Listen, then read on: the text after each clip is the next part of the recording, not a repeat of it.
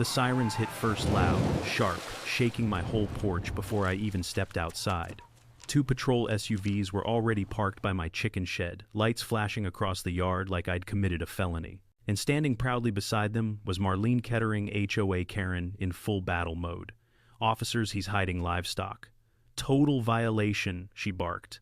One cop turned to me. "Sir, we need to verify ownership of this property." I handed him my deed. He scanned it, then stopped cold. He looked at Marlene and said, "Ma'am, why does this map show your HOA doesn't exist here at all?" The first time I ever saw Marlene Kettering, she didn't introduce herself. She didn't smile. She didn't even look at me like a neighbor. She marched across my gravel driveway with a clipboard tucked under her elbow like she was inspecting a military base. She pointed straight at my chicken shed. "No livestock allowed. You'll remove those hens by the end of the week. No hello, no welcome, just orders." I was still holding a wrench from fixing the gutter. "Ma'am, this property isn't part of Briarwood Summit. The HOA line ends at the cedar fence." Her sunglasses slid down her nose just enough for me to see her expression tighten. "That fence is wrong," she snapped. "Everyone here follows HOA code. You will too." I had moved out here after 20 years of working warehouse shifts, trading concrete and noise for 6 acres of quiet. I bought this place to breathe again, raise a few hens, and live without someone barking rules in my face. I didn't realize I'd parked next to the queen of barking. Marlene circled my coop like a vulture. She took photos. She scribbled notes. She measured the distance from the shed to the property line without asking a single question. Then she looked at me with that thin, sharp smile. "If you won't comply," she said, "I'll take this to the board. They'll force you." She turned to leave but paused, lowering her voice. "And trust me, you don't want the board involved." The morning after the police left, I found a crisp envelope stuffed in my mailbox. No stamp, no signature, just a single line printed in bold, "Remove livestock immediately. Final warning." Final warning from who? The next day a second notice appeared, this one taped to my barn door. By the end of the week, I had a small stack of threats, rule pages, and fake non-compliance citations, each more aggressive than the last. Old Walter Briggs saw me reading them and hobbled over with his cane. "That woman's got an obsession," he muttered. "Ran off a family 2 winters ago, harassed them till they'd had enough." I stuffed the papers into my coat. "I've dealt with people like her my whole life. I'm not going anywhere." Walter gave me a long look. "She ain't done yet." When someone like Marlene hits a wall, they start climbing it. I didn't believe him then. I would, very soon. 2 days later, a dark blue crossover rolled onto my property. Marlene stepped out with Reed Collings, a stiff man in a charcoal suit holding a small camera. "This is the property," Marlene said. "Record everything." Reed cleared his throat. "Sir, I'm here on behalf of Briarwood Summit's Compliance Committee." I cut him off. "This land isn't in your HOA. The boundary ends 50 feet behind you." Reed hesitated. Marlene didn't. "Take the photos," she barked. "The board needs documentation." He lifted the camera. I stepped between him and my coop. "You take 1 picture on my land," I said, "and I'll file trespassing charges before dinner." Reed froze. His hand dropped. Marlene glared at him like he'd betrayed the kingdom. "We're not done," she snapped. "The board will expand the boundary if necessary." She marched back to the car. Reed lingered, almost whispering, "I didn't know it wasn't HOA territory." Then he hurried after her. Their crossover pulled away, but not before Marlene rolled down her window and said, "You won't be laughing when this becomes official." I wasn't laughing, but I wasn't scared yet either. The first real danger hit at night. At 11 p.m., I stepped outside to lock the chicken shed. The latch hung open, swaying gently. Straw littered the ground. A faint trail of feathers led toward the ditch.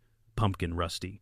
My voice cracked. I followed the feathers until my flashlight hit 2 trembling shapes huddled beneath a bush. Both hens were alive, shaken but unharmed. Relief nearly buckled my knees. Back in the house, I pulled up the trail cam I'd mounted that afternoon.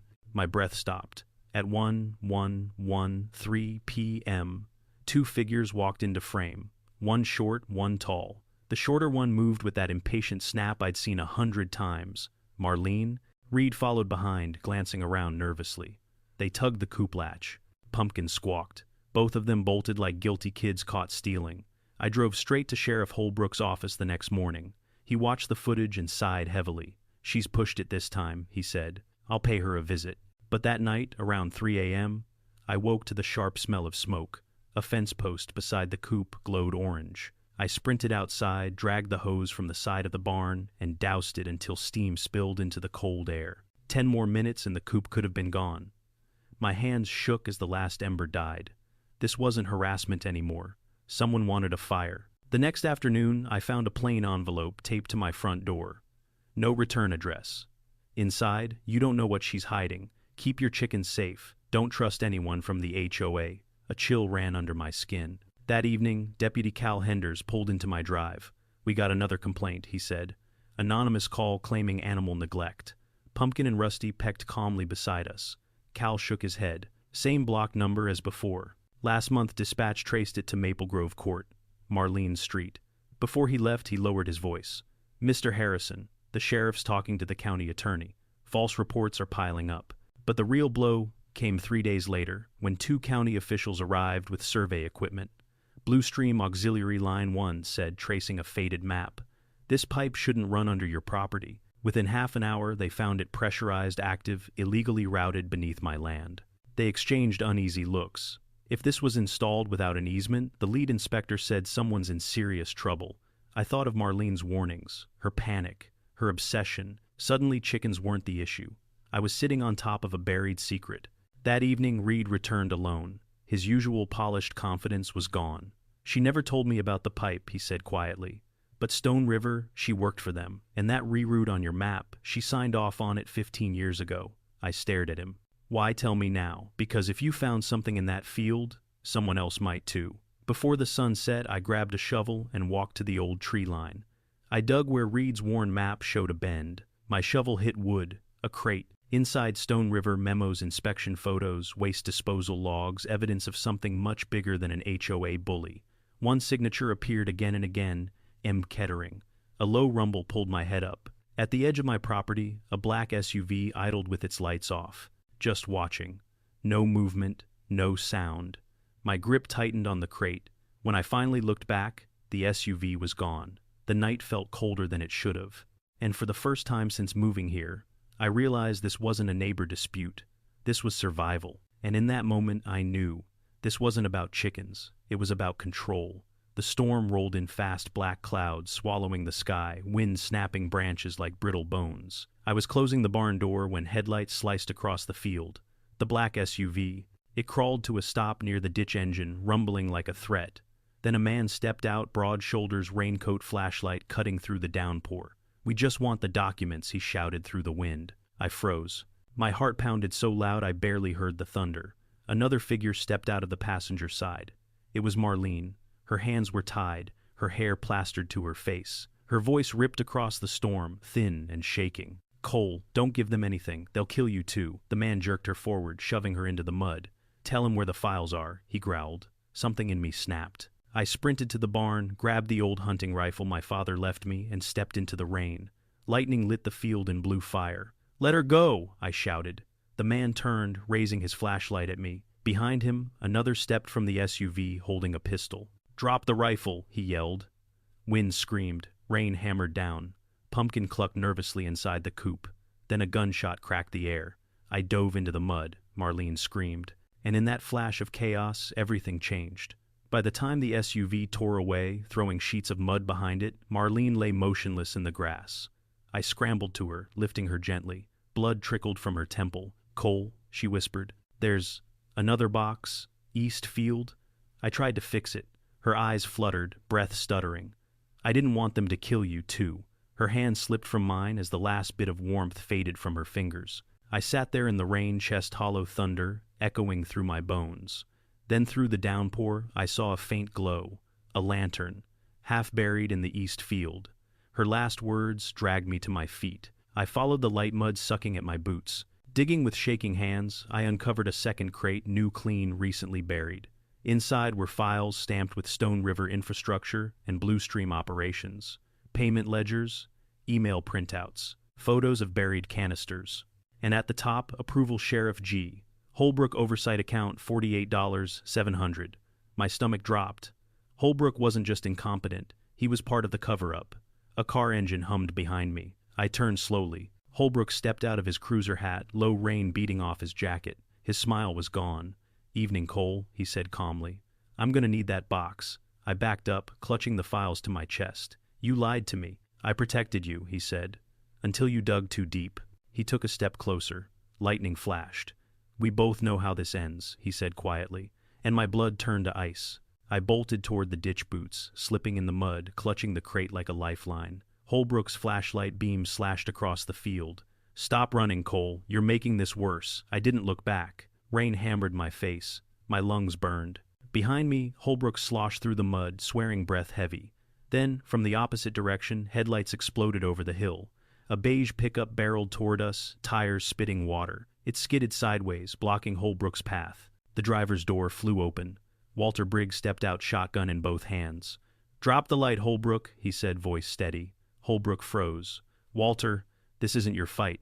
Walter cocked the shotgun. "Man's running for his life." "Seems like my fight." The sheriff's calm facade cracked. "You don't understand what's in that box." "I understand you're chasing my neighbor with a gun in a storm," Walter said. "Step away." Holbrook hesitated, then lunged. The world lit up in a single, deafening blast. Holbrook collapsed backward, mud splashing around him. His flashlight rolled across the field beam, flickering. I stood, frozen rain washing down my face, crate still in my hands.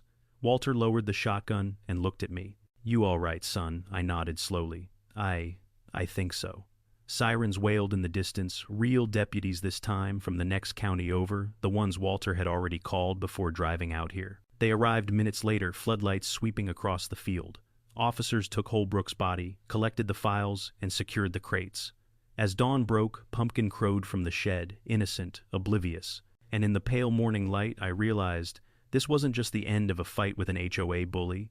It was the end of a buried secret that had been poisoning this land for 15 years. And I had survived it. The morning after the storm felt unreal. The world was too quiet, too washed out, like someone had rinsed the color from everything except the mud still clinging to my boots. The deputies had just finished taping off the field and hauling away the crates, and I stood near the barn watching the last of their trucks disappear down the road. Pumpkin and Rusty scratched lazily at the wet grass beside me, completely unaware that the night before men had tried to kill me, the sheriff had died, and the truth I'd dug up had shattered a decade-old cover-up. Old Walter leaned against his pickup, wiping rain from his beard. "You did what you had to," he said quietly. I didn't answer. My hands still trembled. Part from cold, part from the weight of everything. Neighbors began trickling in as the sun climbed, people I'd barely spoken to since moving out here. Some brought coffee, some brought blankets. Many simply said they were sorry. Not for what Marlene had done, for what nobody realized she'd lived through. One older woman from 2 roads over whispered, "She tried to expose Stone River years ago. They ruined her life. That HOA nonsense. That was all she had left to feel in control." It didn't excuse her, not even close. But for the first time since meeting her, I felt something strange tug at me. Not anger, not fear, just a small, tired piece of sympathy for a woman who'd spent her last breath trying to right a wrong she helped create. The fields were quiet again, but something in the silence felt new, like a chapter had closed, and another was waiting. By the end of the week, my farm looked like a full-blown operations center. County hazmat trucks rolled in. Surveyors staked the ground with bright orange flags.